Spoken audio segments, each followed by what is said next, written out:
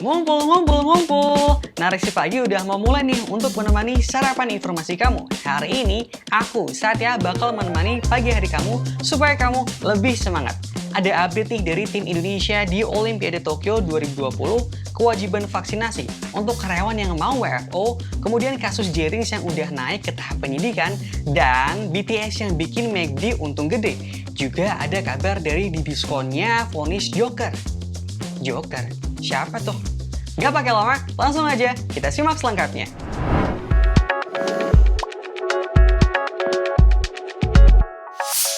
Udah banyak tahu kan kabar kemarin, Joko Chandra dapat diskon hukuman yang harusnya 4,5 tahun penjara jadi 3,5 tahun penjara. Kayak pernah denger cerita ini deh. Oh, mungkin yang kamu dengar sebelumnya itu dipangkasnya vonis Jaksa Pinangki dari 10 tahun penjara menjadi 4 tahun penjara aja. Pengadilan Tinggi DKI Jakarta mengabulkan banding terdakwa Joko Chandra soal kasus suap red notice yang menjerat 3 orang lainnya, yaitu Jaksa Pinangki Sirna Malasari, Irjen Napoleon Bonaparte, dan Irjen Prasetyo Utomo. Putusan tingkat banding ini diketok palu oleh Hakim Ketua Muhammad Yusuf dengan anggota Reni Helida dan Rusdi, keluar pada 21 Juli 2021. Kita kilas balik dikit deh kasusnya. Sebelum Joko Chandra atau Joker tertangkap, dia adalah buron kasus hak tagih utang Bank Bali.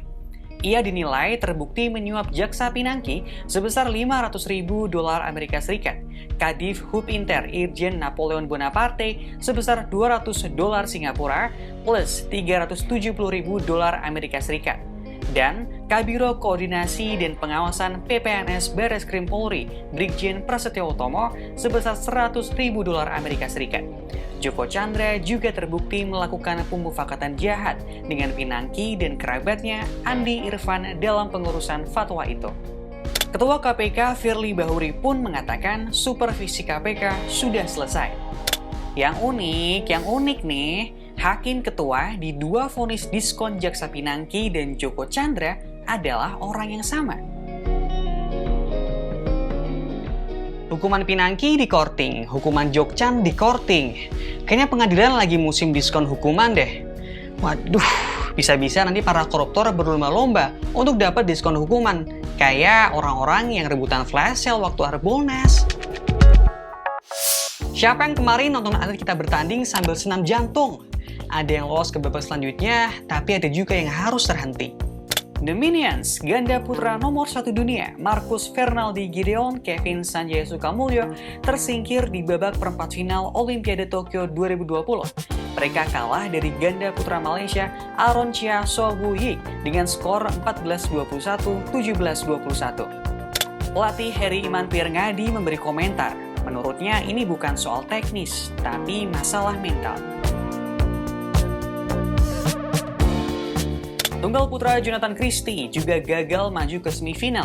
Ia takluk melawan pemain asal Tiongkok Shi Yuqi 2 set langsung dengan skor 11-21 dan 9-21. Tapi jangan patah semangat dulu. Masih ada harapan dari The Daddies. Pasangan veteran Muhammad Ahsan Hendra Setiawan melenggang ke semifinal dan bakal melawan ganda putra China Taipei Li Yang Wang Qilin. Di nomor ganda putri, pasangan Gracia Poli Apriani Rahayu akan melawan pasangan Korea Selatan Lee So-hee Shin Seung-chan di partai semifinal. Capaian Gracia dan Rahayu ini menjadikan mereka ganda putri Indonesia pertama yang melaju ke babak semifinal Olimpiade. Keren! Per 29 Juli 2021, perolehan medali Indonesia masih belum bertambah. Baru 3 medali, yakni 1 perak dan 2 perunggu dari cabur angkat besi. Kita dukung terus yuk punggawa kebanggaan tanah air. Biar kamu gak ketinggalan, ini jadwal tanding atlet Indonesia di Olimpiade hari ini.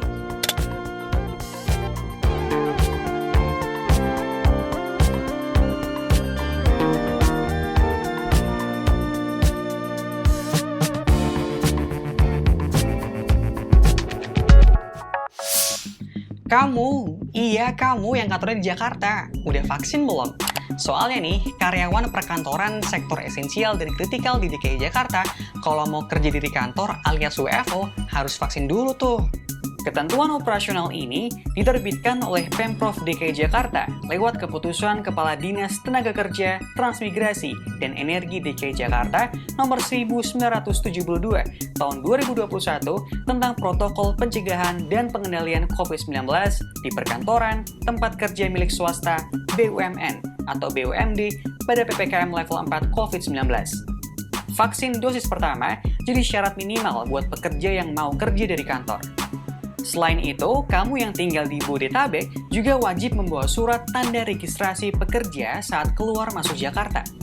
Sedangkan buat perusahaan di sektor non-esensial dan non-kritikal, para pekerjanya masih 100% WFH. Tapi kalau udah vaksin, tetap harus waspada ya waktu WFO.